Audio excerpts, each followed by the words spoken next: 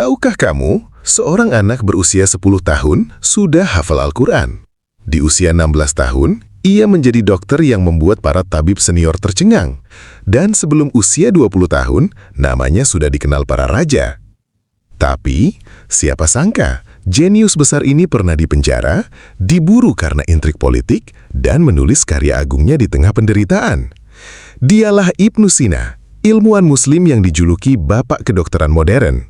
Sosok yang ilmunya mengubah dunia selama ratusan tahun. Siapa sebenarnya Ibnu Sina? Dan bagaimana kisah hidupnya bisa menginspirasi dunia hingga hari ini? Baik, sebelum lanjut, alangkah baiknya like, komen, dan subscribe.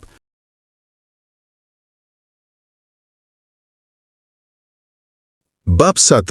Lahirnya Sang Cahaya dari Bukhara, 980 Masehi. Pada tahun 980 Masehi, di sebuah desa kecil bernama Afshanah dekat kota besar Bukhara, lahirlah seorang anak yang kelak namanya menggema ke seluruh dunia. Anak itu bernama Abu Ali Al-Husain ibn Abdullah ibn Sina, yang kemudian lebih dikenal sebagai Ibnu Sina. Ia lahir di tengah masa keemasan peradaban Islam, sebuah era ketika ilmu pengetahuan, filsafat, astronomi, dan kedokteran berkembang begitu pesat di bawah pengaruh kekhalifahan Abbasiyah. Dunia Islam saat itu menjadi pusat peradaban dunia, tempat para ilmuwan dari berbagai wilayah berkumpul untuk belajar, berdiskusi, dan menulis karya-karya besar. Ayah Ibnu Sina, Abdullah, adalah seorang pejabat terhormat yang bekerja untuk pemerintahan dinasti Samaniyah, sebuah dinasti Persia yang terkenal mendukung perkembangan ilmu dan budaya. Lingkungan keluarga yang terpelajar membuat Ibnu Sina kecil tumbuh di tengah suasana intelektual. Rumahnya sering menjadi tempat berkumpul para cendekiawan, filsuf, dan ulama. Dari merekalah benih kecintaan terhadap ilmu mulai tumbuh dalam diri Ibnu Sina. Sejak kecil, Ibnu Sina menunjukkan tanda-tanda kecerdasan yang luar biasa. Ia dikenal sangat tenang, suka mengamati, dan memiliki rasa ingin tahu yang besar. Ketika anak-anak seusianya sibuk bermain, Ibnu Sina kecil justru lebih tertarik mendengarkan diskusi orang dewasa tentang ilmu pengetahuan. Setiap kata yang ia dengar seolah terekam kuat dalam ingatannya. Orang-orang di sekitarnya mulai menyadari bahwa anak ini memiliki kemampuan yang tidak biasa. Di usia yang masih sangat muda, Ibnu Sina mulai belajar membaca, menulis, ilmu agama dan sastra Arab.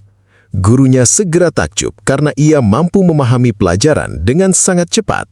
Bahkan sebelum menginjak usia 10 tahun, ia telah berhasil menghafal Al-Quran secara keseluruhan, sebuah pencapaian yang sangat luar biasa bagi seorang anak. Namun bagi Ibnu Sina, itu baru permulaan. Dalam dirinya telah tumbuh tekad yang kuat untuk memahami lebih banyak tentang dunia, tentang manusia, alam semesta, dan rahasia kehidupan. Tak seorang pun di desa kecil Afshanah saat itu menyadari bahwa anak yang sedang tumbuh itu kelak akan menjadi salah satu ilmuwan terbesar sepanjang sejarah manusia. Dari tempat sederhana itulah, cahaya besar bernama Ibnu Sina mulai menyinari dunia. Bab 2. Masa kecil yang berbeda. Sejak usia dini, Ibnu Sina telah menunjukkan tanda-tanda kecerdasan yang membuat orang-orang di sekitarnya terheran-heran. Di rumah sederhana keluarganya di Afshanah, hari-hari kecilnya diisi bukan hanya dengan permainan seperti anak-anak lain, tetapi juga dengan rasa ingin tahu yang sangat besar. Ia gemar bertanya tentang segala hal, tentang langit, bumi, manusia, bahkan hal-hal yang belum mampu dipahami anak seusianya.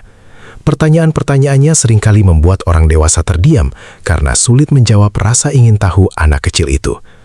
Ayahnya, Abdullah, melihat bakat luar biasa dalam diri putranya. Karena itu, ia memastikan Ibnu Sina mendapatkan pendidikan terbaik sejak dini. Guru-guru terbaik didatangkan untuk mengajarinya ilmu agama, bahasa Arab, sastra, hingga dasar-dasar logika. Namun yang mengejutkan, Ibnu Sina tidak hanya belajar cepat, ia mampu memahami pelajaran jauh melampaui usianya. Apa yang biasanya dipelajari anak-anak dalam beberapa bulan, dapat ia kuasai hanya dalam hitungan hari. Di usia sekitar 5 tahun, Ibnu Sina sudah mulai membaca teks-teks dasar keagamaan dengan lancar. Tak lama kemudian, ia mulai mendalami tata bahasa Arab, sebuah ilmu yang dikenal rumit bahkan bagi orang dewasa. Gurunya sering takjub melihat bagaimana murid kecil itu mampu menghafal dan memahami pelajaran tanpa banyak kesulitan. Ia bukan sekedar mengingat, tetapi benar-benar memahami makna di balik setiap ilmu yang dipelajarinya. Ketika memasuki usia 10 tahun, Ibnu Sina mencapai sesuatu yang sangat luar biasa. Ia berhasil menghafal seluruh Al-Quran. Di zamannya, pencapaian ini sudah dianggap istimewa. Namun bagi Ibnu Sina, itu bukanlah akhir, melainkan awal dari perjalanan panjangnya dalam menuntut ilmu. Setelah menguasai ilmu agama, ia mulai tertarik pada bidang lain, seperti matematika, logika, dan filsafat. Yang membuat masa kecil Ibnu Sina berbeda bukan hanya kecerdasannya, tetapi juga kedisiplinannya. Ia dikenal gemar membaca hingga larut malam. Ketika teman-temannya tertidur, ia masih duduk ditemani cahaya lampu minyak, membuka lembar demi lembar kitab. Ada sesuatu dalam dirinya yang terus mendorongnya untuk belajar lebih banyak. Seolah-olah ia sadar bahwa hidupnya memiliki tujuan besar. Di masa kecil itulah fondasi kejeniusannya dibangun.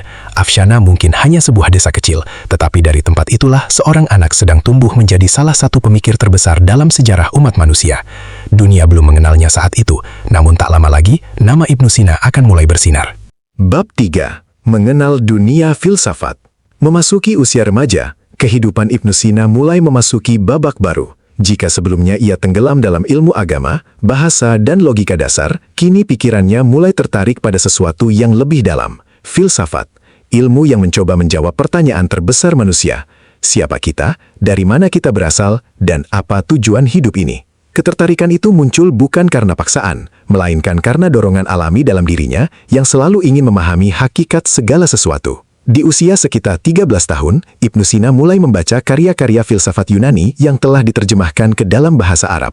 Salah satu tokoh yang paling menarik perhatiannya adalah Aristoteles. Buku-buku filsuf besar itu menjadi tantangan baru baginya. Berbeda dengan pelajaran sebelumnya yang dapat ia pahami dengan cepat, kali ini Ibnu Sina menghadapi kesulitan besar. Ia membaca berulang kali, menghafal kalimat demi kalimat, tetapi maknanya masih terasa kabur. Salah satu karya yang paling membuatnya bingung adalah Kitab Metafisika karya Aristoteles. Konon, Ibnu Sina membacanya hingga 40 kali. Ia bahkan hampir hafal isi teksnya, namun tetap belum mampu memahami maksud sebenarnya. Hal itu membuatnya frustrasi. Untuk pertama kalinya dalam hidupnya, seorang anak jenius merasakan kebuntuan intelektual. Namun justru di titik itulah ketekunannya diuji. Suatu hari, ketika berjalan di pasar buku, Ibnu Sina menemukan sebuah kitab kecil karya Al-Farabi, seorang filsuf muslim besar yang dijuluki guru kedua setelah Aristoteles. Buku itu berisi penjelasan tentang metafisika Aristoteles. Dengan penuh harap, Ibnu Sina membelinya dan mulai membaca. Saat lembar demi lembar terbuka, seolah tirai yang selama ini menutupi pikirannya perlahan tersingkap. Tiba-tiba, semua yang sebelumnya terasa gelap menjadi terang. Ia begitu bahagia hingga, menurut beberapa riwayat, langsung keluar rumah dan membagikan sedekah kepada orang-orang miskin sebagai ungkapan syukur kepada Allah. Momen itu menjadi titik balik besar dalam hidupnya. Ia sadar bahwa ilmu bukan sekedar tentang menghafal, tetapi tentang memahami dan menemukan makna terdalam. Sejak hari itu, filsafat menjadi bagian tak terpisahkan dari hidupnya. Ia tidak hanya membaca, tetapi mulai berpikir secara mandiri, mempertanyakan teori-teori lama, dan merumuskan gagasan-gagasannya sendiri. Dunia belum mengetahui bahwa seorang remaja dari Bukhara sedang mempersiapkan dirinya untuk menjadi salah satu filsuf terbesar sepanjang sejarah. Namun langkah pertamanya telah dimulai. Di antara buku-buku tua, cahaya lampu minyak, dan rasa lapar akan pengetahuan yang tak pernah padam. Bab 4. Belajar kedokteran di usia muda. Setelah berhasil menaklukkan berbagai cabang ilmu seperti agama, logika, dan filsafat, Ibnu Sina mulai melirik bidang ilmu yang akan mengubah hidupnya selamanya, kedokteran. Saat itu, usianya baru sekitar 16 tahun, usia di mana kebanyakan remaja masih sibuk mencari jati diri. Namun bagi Ibnu Sina, masa muda justru menjadi waktu untuk menembus batas-batas pengetahuan manusia. Ketertarikannya pada ilmu kedokteran muncul dari rasa penasaran yang sederhana. Bagaimana tubuh manusia bekerja? Mengapa seseorang bisa sakit? Dan bagaimana cara menyembuhkannya? Pertanyaan-pertanyaan itu membuatnya mulai membaca kitab-kitab medis karya para ilmuwan terdahulu seperti Hippocrates dan Galen yang saat itu telah diterjemahkan ke dalam bahasa Arab. Namun, seperti biasa, Ibnu Sina tidak puas hanya membaca. Ia ingin memahami lebih dalam. Berbeda dengan filsafat yang pernah membuatnya berjuang keras, Ibnu Sina justru merasa ilmu kedokteran lebih mudah ia kuasai. Dalam catatan autobiografinya, ia bahkan menyebut bahwa ilmu medis bukanlah ilmu yang terlalu sulit baginya. Dalam waktu singkat, ia memahami teori anatomi, diagnosis penyakit, hingga cara meracik obat-obatan. Tetapi kelebihannya bukan hanya pada hafalan. Ia memiliki kemampuan menghubungkan teori dengan praktik nyata. Ibnu Sina mulai mendatangi para tabib dan mengikuti mereka dalam menangani pasien. Ia mengamati bagaimana penyakit berkembang, bagaimana tubuh merespon pengobatan, dan bagaimana kondisi mental seseorang memengaruhi kesehatannya. Dari pengalaman langsung itu, pengetahuannya berkembang pesat. Tak lama kemudian, orang-orang mulai berdatangan meminta bantuannya.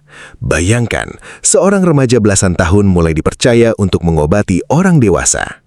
Keahliannya semakin dikenal karena hasil pengobatannya sering berhasil. Ia tidak hanya mengobati gejala, tetapi berusaha memahami akar penyakit. Pendekatannya yang teliti dan penuh empati membuat banyak orang kagum. Para tabib senior pun mulai melirik pemuda ini dengan rasa hormat dan mungkin sedikit rasa iri. Di usia yang begitu muda, nama Ibnu Sina mulai dikenal sebagai tabib muda berbakat di wilayah Bukhara. Tidak ada yang menyangka bahwa pemuda yang dulu gemar membaca di bawah lampu minyak, kini telah menjadi harapan banyak orang untuk sembuh. Namun perjalanan besarnya baru saja mulai. Sebentar lagi, sebuah peristiwa besar akan membawanya masuk ke lingkungan istana dan membuka pintu menuju perpustakaan yang akan mengubah hidupnya selamanya. Bab 5. Menyembuhkan seorang raja. Nama Ibnu Sina yang mulai dikenal sebagai tabib muda berbakat akhirnya sampai ke telinga para pejabat istana dinasti Samaniyah.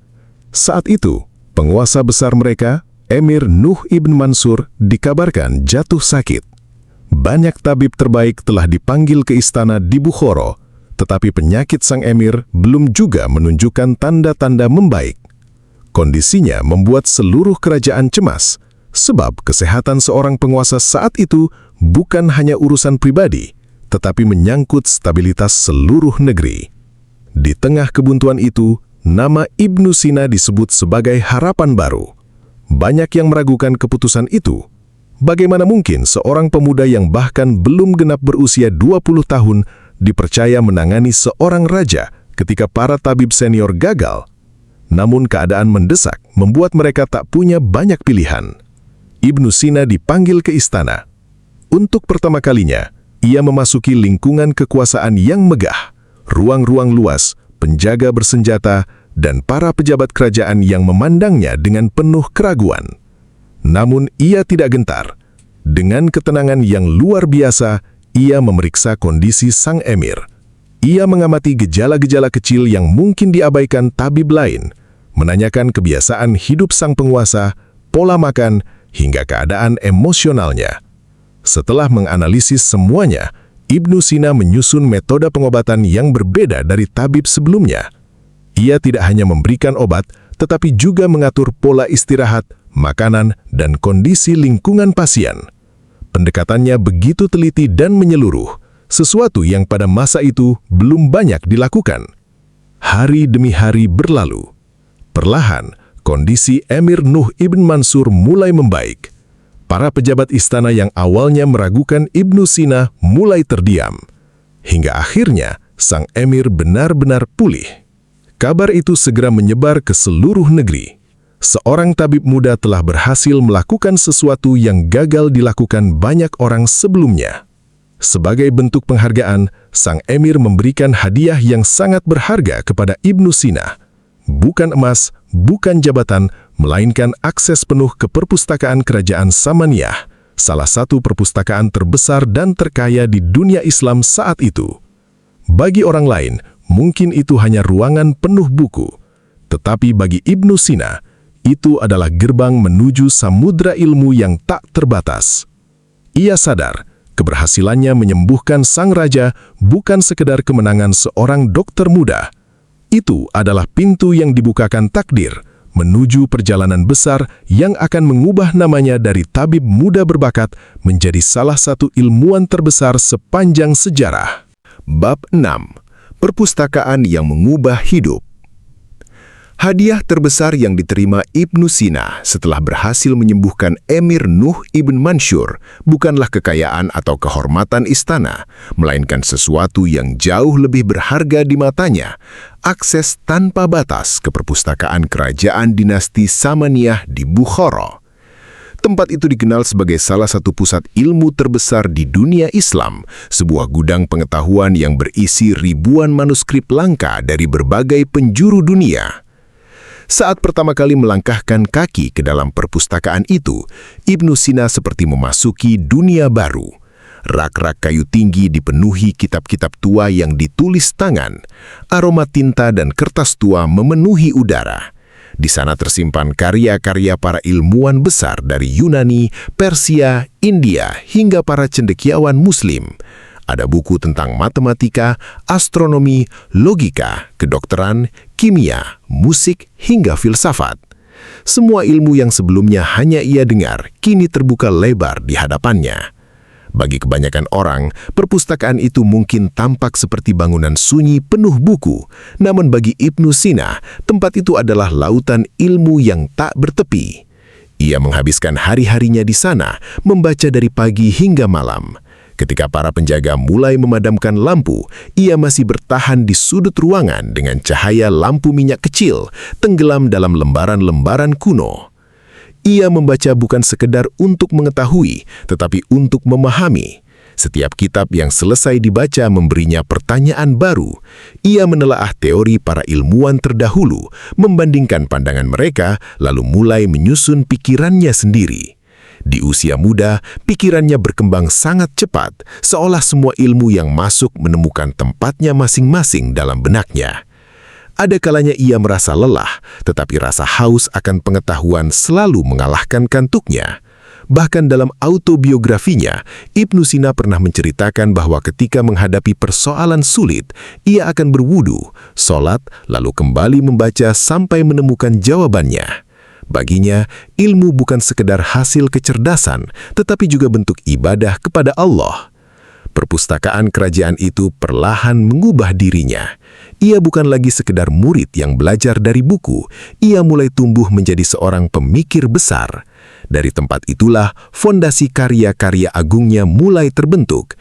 Ide-ide besar yang kelak mengubah dunia lahir di antara rak-rak buku tua itu. Tak ada yang tahu berapa ribu halaman yang telah dibacanya di sana. Namun satu hal pasti, perpustakaan itu tidak hanya memberinya ilmu, ia memberinya arah hidup. Dari ruangan sunyi di Bukhara itulah, seorang pemuda sedang dipersiapkan menjadi legenda. Bab 7. Menulis karya pertama. Setelah bertahun-tahun tenggelam dalam samudra ilmu di perpustakaan kerajaan dinasti Samania, Ibnu Sina mulai memasuki fase baru dalam hidupnya. Ia tidak lagi sekadar menjadi pembaca dan pelajar. Kini, pikirannya telah dipenuhi gagasan-gagasan besar yang menuntut untuk dituangkan. Pada usia yang masih sangat muda, bahkan sebelum menginjak 21 tahun, Ibnu Sina mulai menulis karya-karyanya sendiri. Bagi banyak orang, menulis kitab adalah pekerjaan para ulama senior atau ilmuwan berpengalaman yang telah menghabiskan puluhan tahun dalam dunia akademik. Namun, Ibnu Sina berbeda. Bertahun-tahun membaca ribuan manuskrip telah memberinya bukan hanya ilmu, tetapi juga keberanian intelektual untuk menyampaikan pandangannya sendiri. Ia mulai menulis tentang berbagai bidang, logika, filsafat, matematika, hingga kedokteran. Karya-karya awalnya mungkin belum sebesar kitab-kitab agung yang akan lahir kemudian, tetapi di sanalah terlihat kejeniusannya. Tulisan Ibnu Sina dikenal sistematis, tajam, dan mudah dipahami. Ia memiliki kemampuan langka untuk menyederhanakan konsep-konsep rumit menjadi penjelasan yang jelas. Ini membuat banyak orang yang membaca karyanya terkesan bahwa seorang pemuda belia mampu menulis dengan kedalaman berpikir seperti seorang cendekiawan senior. Setiap malam setelah aktivitasnya sebagai tabib selesai, ia kembali duduk di hadapan meja kecilnya. Di bawah cahaya lampu minyak, ia menulis dengan tinta hitam di atas lembaran kertas. Terkadang ia berhenti lama, memikirkan satu kalimat agar benar-benar tepat. Baginya, menulis bukan hanya menyusun kata-kata, tetapi mewariskan ilmu kepada generasi berikutnya. Tak lama kemudian, nama Ibnu Sina mulai dikenal bukan hanya sebagai tabib muda, tetapi juga sebagai penulis dan ilmuwan muda yang sangat produktif. Para murid mulai datang untuk belajar darinya. Para pejabat mulai menghormatinya. Bahkan sebagian ilmuwan yang lebih tua mulai memperhatikan pemuda dari Bukhara itu dengan rasa kagum. Namun di balik keberhasilannya, Ibnu Sina tetap rendah hati. Ia sadar bahwa ilmu adalah amanah. Semakin banyak ia tahu, semakin ia merasa masih banyak yang belum ia pahami. Karena itu, ia terus belajar sambil terus menulis. Babak hidupnya kini berubah. Dari seorang pembaca, ia telah menjadi pencipta ilmu. Dan dari pena muda itulah, kelak akan lahir karya-karya yang mengubah dunia. Karya yang dibaca bukan hanya di dunia Islam, tetapi juga di universitas-universitas Eropa selama berabad-abad. Namun sebelum itu terjadi, takdir telah menyiapkan ujian baru. Runtuhnya kerajaan yang selama ini melindunginya. Bab 8. Kejatuhan Dinasti Samaniyah. Di saat nama Ibnu Sina mulai bersinar sebagai tabib, penulis, dan ilmuwan muda, takdir menghadirkan ujian besar yang tak pernah ia bayangkan. Kerajaan yang selama ini menjadi pelindungnya, Dinasti Samaniyah, mulai menunjukkan tanda-tanda keruntuhan. Kekuasaan yang selama berpuluh tahun menjadi pusat ilmu dan peradaban Islam itu perlahan melemah akibat konflik internal, perebutan kekuasaan, dan tekanan dari musuh-musuh di luar wilayah mereka. Bagi Ibnu Sina, keruntuhan ini bukan sekedar berita politik. Ini adalah perubahan besar yang langsung mengguncangkan hidupnya. Selama bertahun-tahun, ia tumbuh dalam lingkungan yang stabil, belajar di bawah perlindungan kerajaan, membaca di perpustakaan istana, dan berkembang di kota Bukhara yang makmur. Kini, semua itu terancam hilang. Sekitar awal abad ke-11, serangan dari kekuatan baru seperti Kara Khanate Khanate membuat wilayah Samaniyah semakin terdesak. Kota-kota mulai bergolak, para pejabat kehilangan kekuasaan. Para ilmuwan dan cendekiawan yang dulu hidup nyaman, kini harus memilih, bertahan di tengah kekacauan atau pergi mencari tempat baru. Ibnu Sina memilih pergi. Keputusan itu bukan hal mudah. Ia harus meninggalkan tanah kelahirannya, tempat ia tumbuh, belajar, dan membangun lama. Ia juga harus berpisah dengan perpustakaan besar yang telah membentuk jiwanya. Bayangkan seorang pecinta ilmu yang harus meninggalkan rumah keduanya, rak-rak buku yang selama ini menjadi sahabat setianya. Dengan membawa sedikit bekal, beberapa manuskrip penting, dan pikirannya yang penuh ilmu, Ibnu Sina memulai perjalanan panjang. Ia meninggalkan Bukhara bukan sebagai pelarian biasa, tetapi sebagai seorang ilmuwan muda yang sedang mencari tempat baru untuk melanjutkan perjuangannya. Perjalanan itu penuh ketidakpastian. Tidak ada jaminan keselamatan. Tidak ada kepastian apakah ia akan diterima di tempat baru. Namun satu hal tetap ia pegang erat. Ilmu tidak boleh berhenti hanya karena keadaan berubah. Justru dari pengembaraan inilah, hidup Ibnu Sina mulai memasuki babak paling menantang. Ia akan berpindah dari satu kota ke kota lain, menghadapi penguasa-penguasa berbeda, intrik politik, bahkan ancaman penjara. Namun semua ujian itu justru akan menempa dirinya menjadi lebih kuat.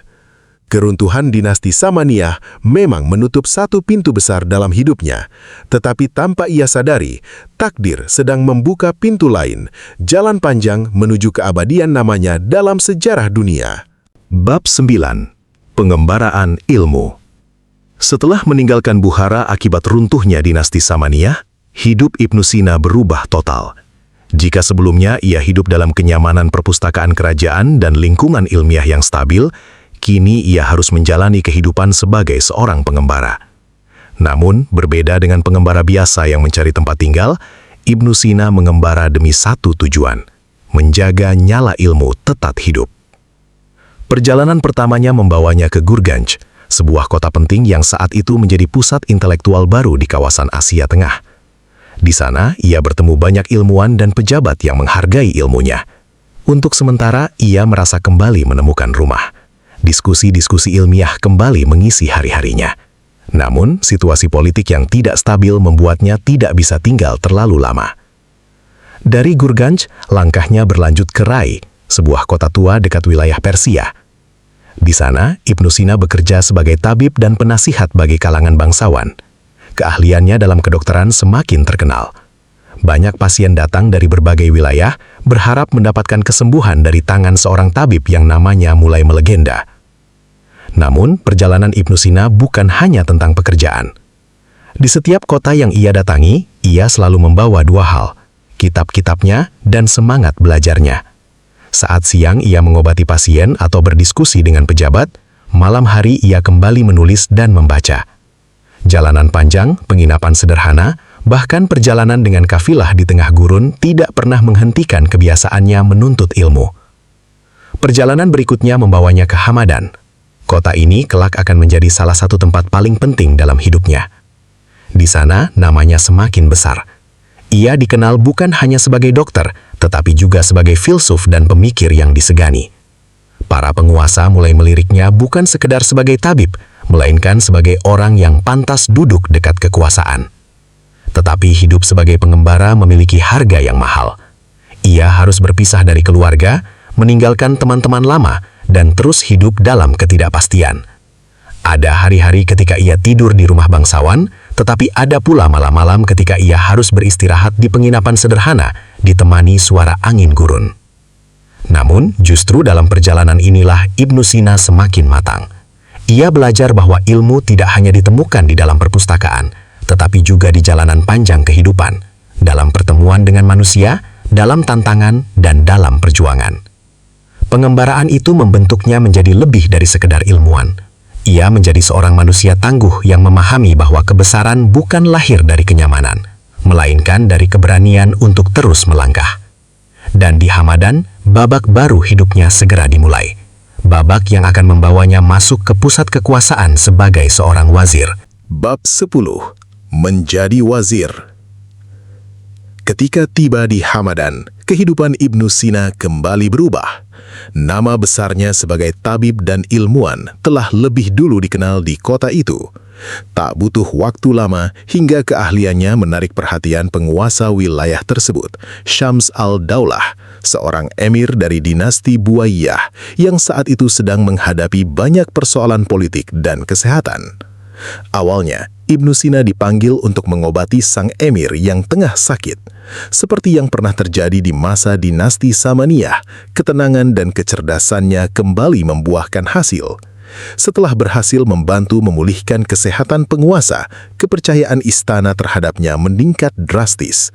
Namun kali ini, penghargaan yang diberikan bukan hanya akses ke perpustakaan atau hadiah kehormatan. Ibnu Sina justru ditawari jabatan yang jauh lebih besar, wazir atau menteri kerajaan. Bagi seorang ilmuwan, menjadi wazir adalah kehormatan sekaligus beban besar.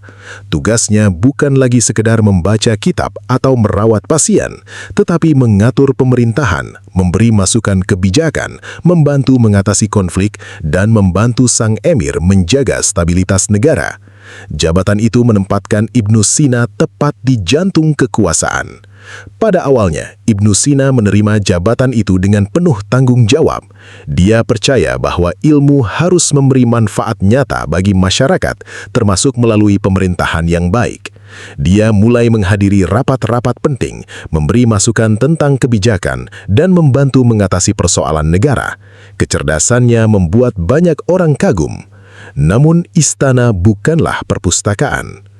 Di dalam istana, ilmu bukanlah mata uang. Ada ambisi, intrik, dan perebutan kekuasaan. Banyak pejabat lama merasa terancam oleh kehadiran Ibnu Sina. Mereka melihat seorang ilmuwan muda yang tiba-tiba mendapat kepercayaan besar dari penguasa. Rasa iri mulai tumbuh. Bisikan-bisikan fitnah mulai beredar di lorong-lorong istana. Ibnu Sina yang selama ini terbiasa menghadapi buku dan pasien, kini harus menghadapi manusia dengan niat tersembunyi. Dia belajar bahwa musuh tidak selalu datang dengan pedang, kadang mereka datang dengan senyum dan pujian. Meskipun begitu, dia tetap menjalankan tugasnya dengan integritas. Pada siang hari, dia menjadi wazir, mengurus negara dan menghadapi persoalan politik. Pada malam hari, dia kembali menjadi dirinya sendiri, seorang pencinta ilmu yang duduk di depan meja, menulis dan membaca hingga larut malam. Namun tekanan politik semakin besar, lawan-lawannya terus mencari celah untuk menjatuhkannya, dan tanpa ia sadari, jabatan tinggi yang kini ia duduki perlahan berubah menjadi jebakan. Babak hidup Ibnu Sina di Hamadan telah membawanya ke puncak kekuasaan. Tetapi seperti banyak kisah besar lainnya, semakin tinggi seseorang naik, semakin keras pula ujian yang menantinya. sebentar lagi sang ilmuwan besar itu akan merasakan sesuatu yang tak pernah ia bayangkan. Hidup di balik jeruji penjara. Bab 11. Penjara dan Ketabahan. Kehidupan Ibnu Sina sebagai wazir di Hamadan tidak berlangsung tenang. Semakin tinggi posisinya di pemerintahan dinasti Buahiyah, semakin banyak pula orang yang ingin menjatuhkannya. Para pejabat yang iri mulai menyusun intrik. Fitnah menyebar diam-diam, menuduh Ibnu Sina terlalu dekat dengan penguasa dan terlalu berpengaruh dalam urusan negara. Ketika Syams al-Daulah wafat, situasi politik di Hamadan berubah drastis. Pelindung utama Ibnu Sina telah tiada. Orang-orang yang sebelumnya diam, kini mulai bergerak. Mereka melihat kesempatan untuk menyingkirkan sang ilmuwan yang selama ini dianggap ancaman.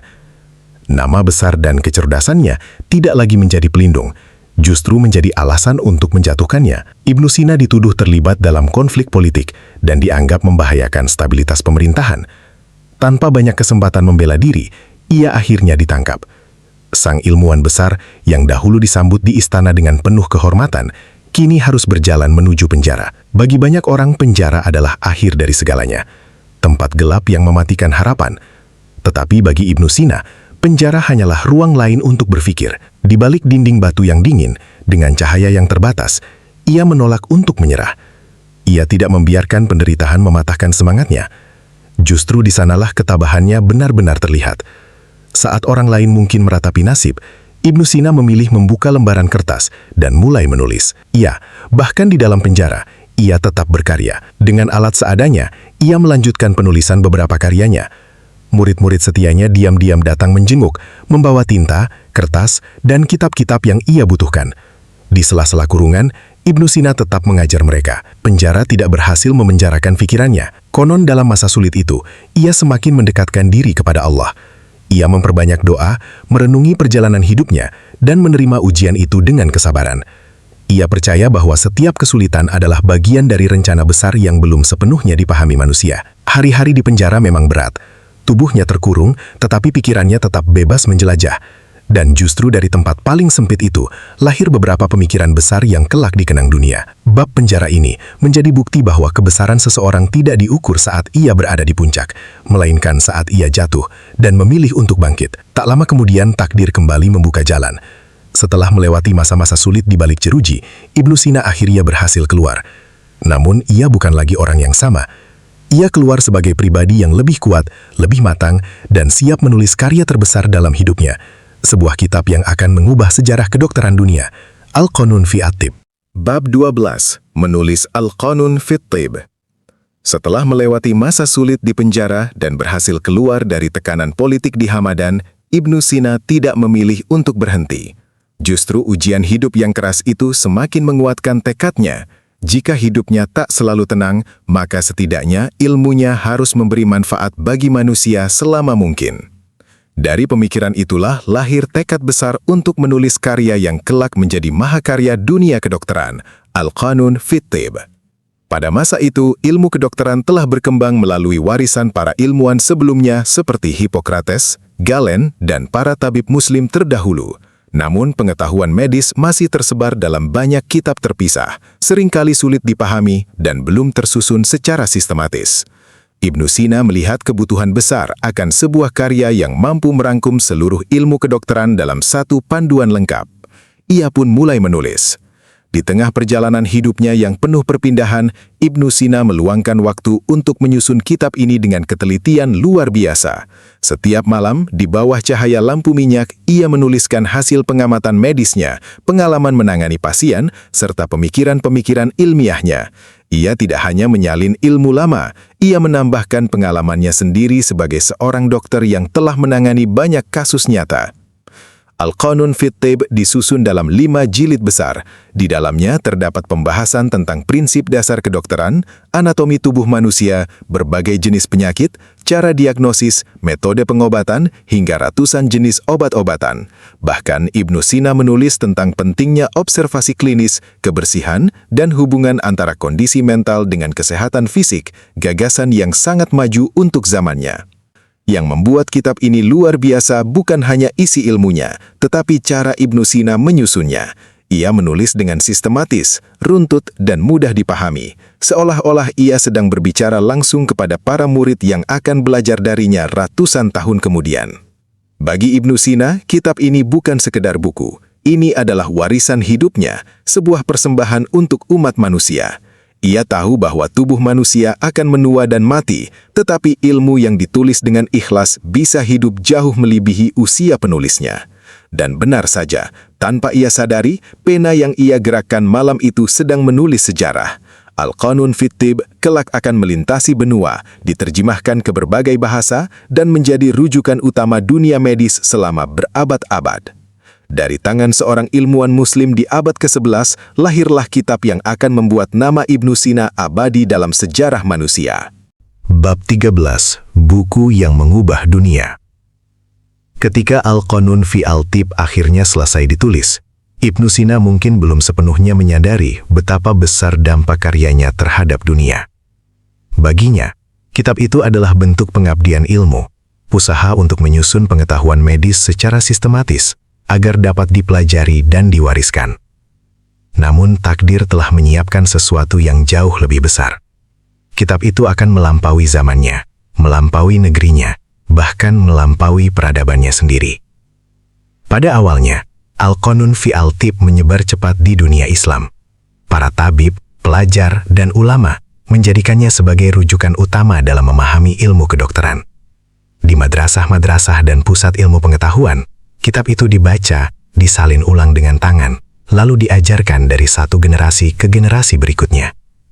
Kejelasan penulisannya dan kelengkapan materinya membuat kitab ini dianggap sebagai standar emas ilmu medis. Namun perjalanan kitab itu tidak berhenti di dunia Islam. Beberapa abad kemudian, saat Eropa mulai bangkit dari masa kegelapan intelektual, para sarjana barat mulai menerjemahkan karya-karya ilmuwan muslim ke dalam bahasa Latin. Salah satu karya yang paling menarik perhatian adalah Al-Qanun fi al-Tibb. Setelah diterjemahkan pada abad ke-12, kitab ini segera menjadi bahan ajar utama di universitas-universitas besar Eropa, seperti University of Bologna dan University of Montpellier.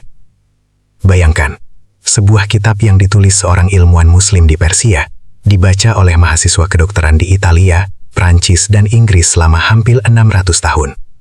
Selama berabad-abad, dokter-dokter Eropa mempelajari tubuh manusia melalui penjelasan Ibnu Sina. Mereka mempelajari diagnosis, farmakologi, hingga etika kedokteran dari pemikirannya. Banyak ilmuwan barat bahkan menjuluki Ibnu Sina sebagai Prince of Physicians, pangeran para dokter. Sebuah penghormatan luar biasa bagi seorang ilmuwan dari dunia Islam. Namanya menjadi simbol kejeniusannya, dan kitabnya menjadi jembatan ilmu antara timur dan barat. Lebih dari itu, Al-Qanun fi al-Tibb membuktikan bahwa ilmu tidak mengenal batas bangsa, bahasa, atau agama. Pengetahuan yang ditulis dengan kejujuran dan dedikasi akan menemukan jalannya sendiri menuju manusia-manusia yang membutuhkannya. Ibnu Sina telah menulis kitab itu di bawah cahaya lampu minyak, dengan tinta sederhana, tanpa tahu bahwa tulisannya kelak akan menembus waktu. Namun itulah yang terjadi. Bukunya bukan hanya mengubah dunia kedokteran, ia mengubah cara manusia memandang ilmu. Dan dari sinilah, nama Ibnu Sina tak lagi hanya dikenal sebagai seorang dokter. Ia telah menjadi legenda dunia. Bab 14. Sang Filsuf Besar. Meski dunia mengenal Ibnu Sina sebagai dokter agung lewat Al-Qanun fi al-Tibb, sebenarnya ada sisi lain dari dirinya yang tak kalah besar. Ia adalah seorang filsuf ulung. Bahkan dalam banyak hal, Ibnu Sina sendiri merasa bahwa filsafat adalah jantung dari seluruh ilmu yang ia pelajari. Baginya, memahami tubuh manusia memang penting, tetapi memahami hakikat kehidupan jauh lebih mendalam. Ketertarikan Ibnu Sina terhadap filsafat telah tumbuh sejak masa remajanya, ketika ia bergumul dengan karya-karya Aristoteles dan Al-Farabi. Namun, seiring bertambahnya usia dan pengalaman, ia tidak lagi menjadi sekedar murid para filsuf terdahulu. Ia mulai membangun pemikirannya sendiri, pemikiran yang begitu kuat hingga mempengaruhi dunia Islam dan Eropa selama berabad-abad. Salah satu karya terbesarnya dalam bidang filsafat adalah Kitab Al-Shifah.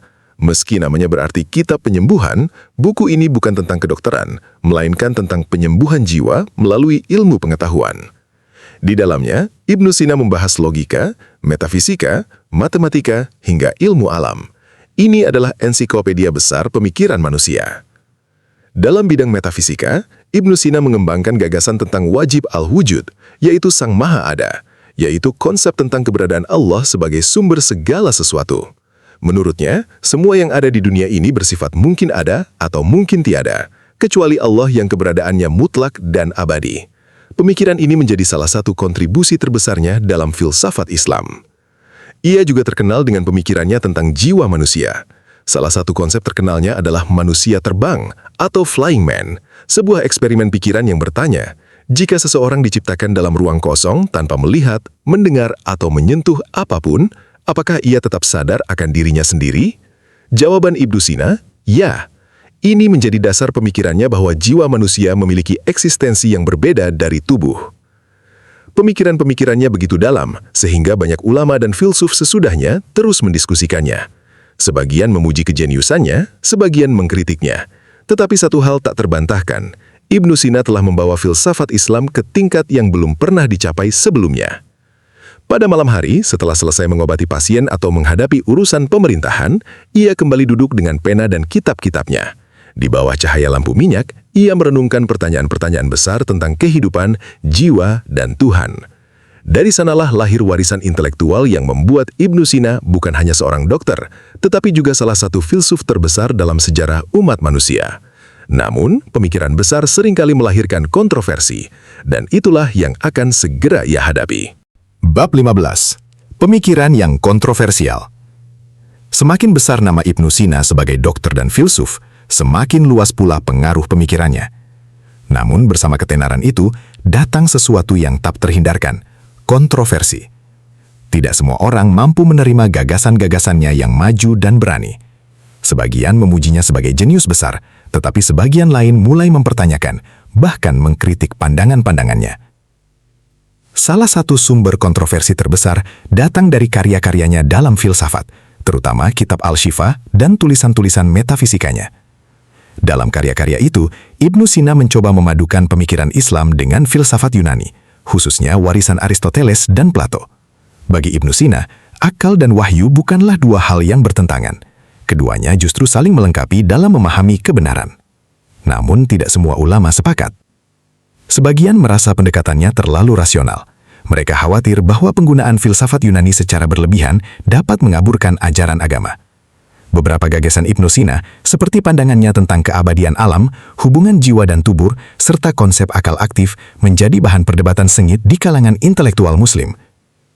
Salah satu kritik paling terkenal datang beberapa dekade setelah wafatnya, dari Al-Ghazali melalui kitab Tahafut Falasifah. Dalam karya itu, Al-Ghazali mengkritik sejumlah pandangan para filsuf Muslim termasuk Ibnu Sina, yang dianggap terlalu dipengaruhi filsafat Yunani. Perdebatan itu menjadi salah satu diskusi intelektual terbesar dalam sejarah Islam. Namun menariknya, kontroversi itu tidak membuat nama Ibnu Sina tenggelam. Justru sebaliknya, semakin banyak orang membaca karyanya, mendiskusikannya, dan mencoba memahami pikirannya. Bahkan mereka yang tidak sepakat tetap mengakui kejeniusannya. Ibnu Sina sendiri tampaknya sadar bahwa pemikiran besar selalu menimbulkan perdebatan. Ia tidak menulis untuk menyenangkan semua orang. Ia menulis karena yakin bahwa pencarian kebenaran membutuhkan keberanian. Baginya, ilmu bukan tempat untuk takut berbeda pendapat, melainkan ruang untuk berpikir jujur. Di satu sisi, ia adalah dokter yang menyembuhkan tubuh manusia. Di sisi lain, ia adalah filsuf yang berusaha menyembuhkan kebingungan akal manusia. Dan seperti semua pemikir besar dalam sejarah, jalannya tidak selalu mulus. Kontroversi yang mengelilinginya justru membuktikan satu hal, pemikiran Ibnu Sina terlalu besar untuk diabaikan. Bahkan setelah berabad-abad, gagasan-gagasannya masih dipelajari, diperdebatkan, dan terus menginspirasi dunia. Tetapi di balik semua perdebatan itu, Ibnu Sina tetap seorang guru. Dan di sekelilingnya mulai tumbuh generasi murid-murid yang akan membantu menjaga warisan ilmunya tetap hidup. Bab 16. Murid-murid setia. Di balik kebesaran Ibnu Sina sebagai ilmuwan dan filsuf, ada satu hal penting yang sering terlupakan. Ia bukan hanya penulis kitab, tetapi juga seorang guru besar. Kemanapun ia pergi, selalu ada orang-orang yang datang bukan untuk meminta obat, bukan untuk mencari jabatan, melainkan untuk belajar langsung darinya. Sejak namanya mulai dikenal luas, rumah tempat tinggal Ibnu Sina sering berubah menjadi majelis ilmu. Para murid datang dari berbagai kota, membawa kitab, tinta, dan pertanyaan-pertanyaan besar. Mereka duduk mengelilinginya, mendengarkan penjelasan sang guru tentang kedokteran, logika, filsafat, hingga tafsir kehidupan. Bagi mereka, belajar dari Ibnu Sina adalah kehormatan besar. Salah satu murid paling terkenal adalah Abu Ubaid al-Juzjani. Ia bukan hanya murid, tetapi juga sahabat setia yang menemani Ibnu Sina dalam banyak perjalanan hidupnya. Al-Juzjani mencatat banyak kisah pribadi gurunya, termasuk bagaimana Ibnu Sina bekerja, berpikir, dan menulis. Berkat catatan murid inilah, dunia modern dapat mengenal sisi manusiawi Ibnu Sina. Murid-muridnya tidak hanya belajar di ruang kelas, mereka belajar dari kehidupan gurunya secara langsung. Mereka melihat bagaimana Ibnu Sina mengobati pasien dengan penuh ketelitian, bagaimana ia menulis hingga larut malam, bahkan bagaimana ia tetap tenang menghadapi tekanan politik dan penjara. Semua itu menjadi pelajaran yang lebih berharga daripada sekedar teori. Seringkali Ibnu Sina mendiktekan isi pikirannya kepada murid-muridnya. Saat ide besar muncul, ia akan berbicara cepat dan para murid menyalin setiap kata dengan tergesa-gesa agar tidak ada yang terlewat. Banyak karya Ibnu Sina lahir melalui cara seperti itu, antara suara sang guru dan tangan para murid yang bekerja tanpa lelah. Ada kalanya perjalanan hidup memaksanya berpindah kota, namun para murid setianya tetap ikut. Mereka menempuh gurun, melewati pegunungan, dan menghadapi ketidakpastian bersama gurunya. Bagi mereka, menjaga ilmu Ibnu Sina tetap hidup adalah misi mulia. Ibnu Sina memahami bahwa ilmu sejati tidak berhenti pada satu orang. Ia harus diwariskan. Karena itulah, ia tidak pernah pelit membagikan pengetahuannya. Ia percaya bahwa seorang guru sejati adalah orang yang rela melihat muridnya melampaui dirinya. Dan benar saja, berkat murid-murid setianya, karya-karya Ibnu Sina tidak hilang dimakan zaman. Mereka menyalin manuskrip-manuskripnya, menyebarkannya ke berbagai kota, dan memastikan bahwa pemikiran sang guru tetap hidup bahkan setelah tubuhnya tiada. Di tengah segala kebesaran intelektualnya, Ibnu Sina tahu satu hal, ilmu yang tidak diwariskan akan mati. Karena itulah, melalui murid-muridnya, ia sedang membangun keabadian. Bab 17. Kehidupan yang sederhana. Di mata dunia, Ibnu Sina adalah sosok besar, seorang tabib legendaris, filsuf ulung, penulis ratusan karya, bahkan pernah duduk di kursi kekuasaan sebagai wazir. Namanya dikenal para raja, dihormati para ulama, dan dicari para murid dari berbagai negeri. Namun, di balik semua kemegahan itu, kehidupan pribadinya justru jauh dari kemewahan. Ibnu Sina memilih hidup dengan kesederhanaan. Bagi banyak orang, ketenaran sering membawa keinginan akan harta, istana, dan kemuliaan dunia. Tetapi tidak bagi Ibnu Sina. Meski pernah dekat dengan para penguasa dan memiliki kesempatan menikmati kehidupan mewah di istana, hatinya tidak terpaut pada semua itu. Baginya, kekayaan terbesar bukanlah emas, melainkan ilmu. Rumah tempat tinggalnya seringkali sederhana. Meja kayunya dipenuhi kitab-kitab terbuka, tinta, dan lembaran manuskrip. Tidak ada kemegahan berlebihan. Yang ada hanyalah ruang untuk berpikir dan bekerja. Bahkan saat memperoleh hadiah dari para pejabat atau bangsawan, ia lebih sering menggunakannya untuk kebutuhan ilmu, perjalanan, atau membantu orang lain. Kesehariannya pun mencerminkan kedisiplinan luar biasa. Pagi hari biasanya ia gunakan untuk mengobati pasien atau menghadiri urusan penting. Siang hingga sore diisi dengan diskusi bersama murid-muridnya. Dan ketika malam tiba, saat kebanyakan orang beristirahat, Ibnu Sina kembali duduk di hadapan meja kecilnya, menulis dan membaca hingga dini hari. Meski dikenal sangat sibuk, ia tetap menjaga kehidupan spiritualnya. Dalam berbagai catatan, disebutkan bahwa ketika menghadapi persoalan sulit, Ibnu Sina sering mengambil wudhu dan menunaikan sholat 2 rakaat, memohon petunjuk kepada Allah sebelum kembali berpikir. Baginya, ilmu dan iman tidak pernah terpisah. Namun kesederhanaannya bukan berarti hidupnya selalu mudah. Ia tetap menghadapi tekanan politik, perpindahan kota, bahkan masa-masa sulit secara ekonomi. Tetapi semua itu tidak pernah membuatnya kehilangan fokus.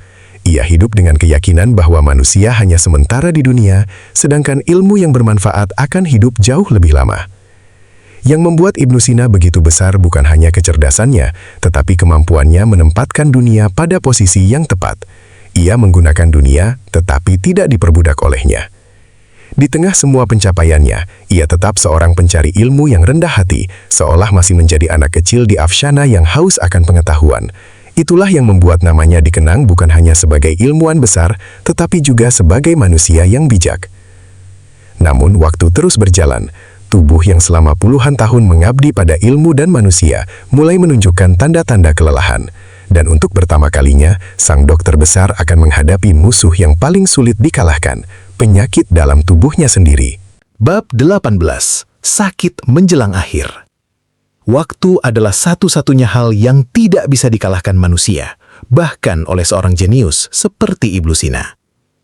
Setelah puluhan tahun mengabdikan hidupnya untuk ilmu pengetahuan, mengobati ribuan pasien, menulis ratusan karya, dan menjalani kehidupan penuh perpindahan serta tekanan, tubuhnya mulai menunjukkan tanda-tanda kelelahan. Di usia sekitar 57 tahun, kesehatan Ibnu Sina mulai menurun drastis. Beberapa riwayat menyebutkan bahwa ia mengalami penyakit serius pada sistem pencernaan, kemungkinan kolik usus, gangguan yang menyebabkan rasa sakit hebat di bagian perut. Sebagai seorang dokter besar, tentu ia memahami gejala yang dialaminya. Ia tahu tubuhnya sedang melemah. Ironisnya, sang tabib legendaris kini menjadi pasien bagi dirinya sendiri. Dengan ilmu medis yang ia miliki, Ibnu Sina berusaha mengobati dirinya. Ia meracik obat, mengatur pola makan, dan mencoba berbagai metode pengobatan yang selama ini ia ajarkan kepada murid-muridnya. Namun kali ini, hasilnya tidak seperti biasanya. Penyakit itu terus datang dan melemahkan tubuhnya sedikit demi sedikit. Mungkin untuk pertama kalinya dalam hidup, Ibnu Sina menghadapi kenyataan pahit, bahwa ilmu manusia memiliki batas. Namun, ia tidak putus asa. Alih-alih tenggelam dalam kesedihan, Ibnu Sina menghadapi penyakitnya dengan ketenangan yang luar biasa. Ia menerima kondisi itu sebagai bagian dari perjalanan hidup yang harus dilalui. Ia tetap membaca, tetap menulis, dan tetap berdiskusi dengan murid-muridnya selama tubuhnya masih mampu. Di masa-masa terakhirnya, ia juga semakin mendekatkan diri kepada Allah. Ia memperbanyak ibadah, sedekah, dan perenungan. Dalam banyak kisah, disebutkan bahwa Ibnu Sina menyadari ajalnya semakin dekat. Tetapi alih-alih takut, ia menerimanya dengan lapang dada.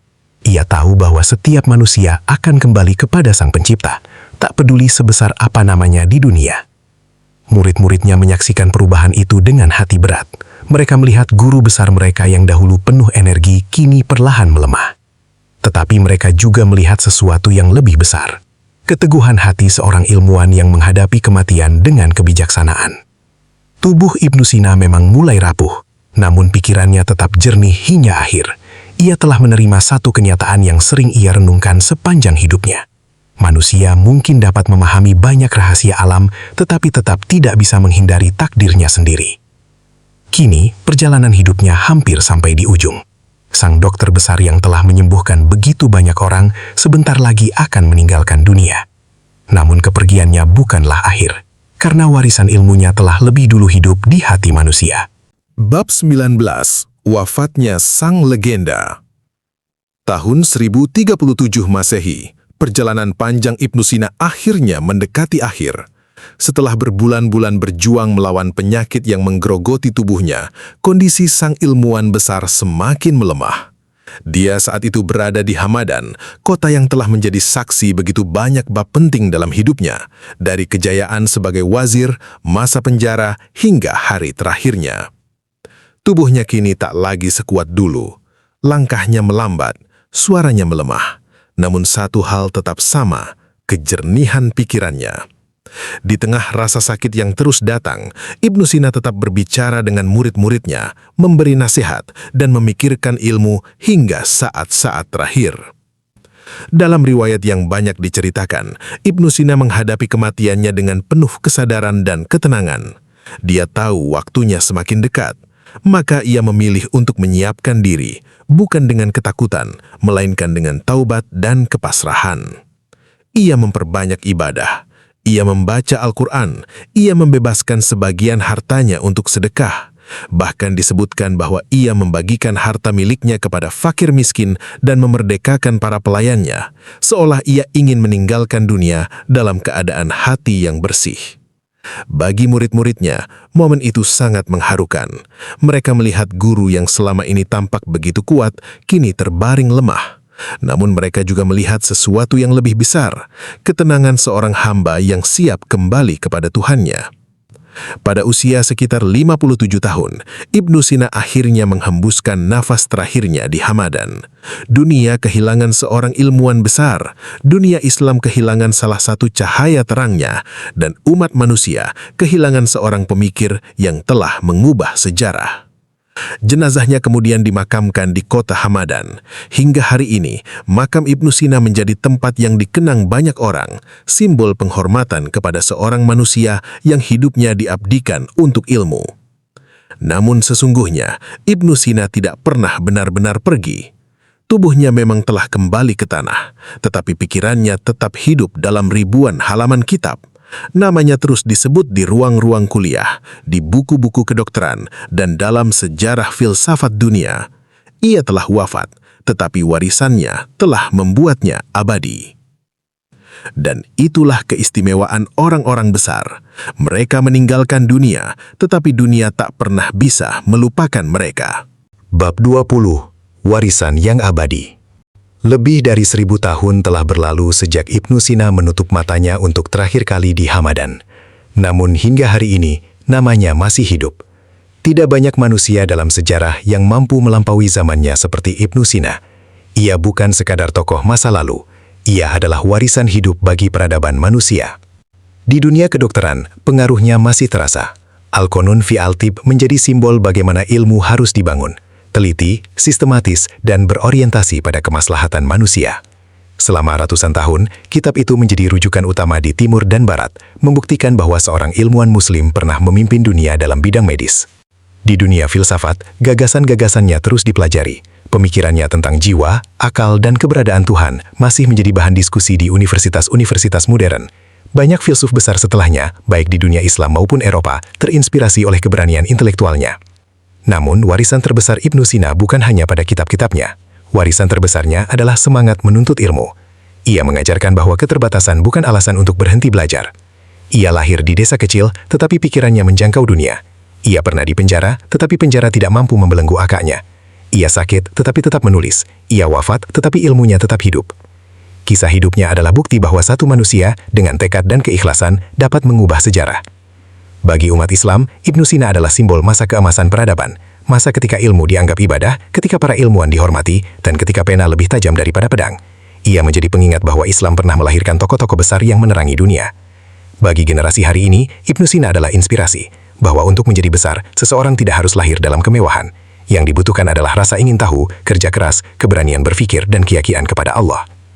Dan mungkin, itulah pesan terbesar dari hidupnya. Ilmu adalah cahaya. Ia menerangi pemiliknya, ia menerangi orang lain, dan jika diwariskan dengan tulus, ia akan terus menyala, bahkan ketika sang pemilik telah tiada. Nama Ibnu Sina mungkin telah tertulis dalam sejarah, tetapi warisannya tertulis jauh lebih dalam, di hati setiap orang yang percaya bahwa ilmu dapat mengubah dunia.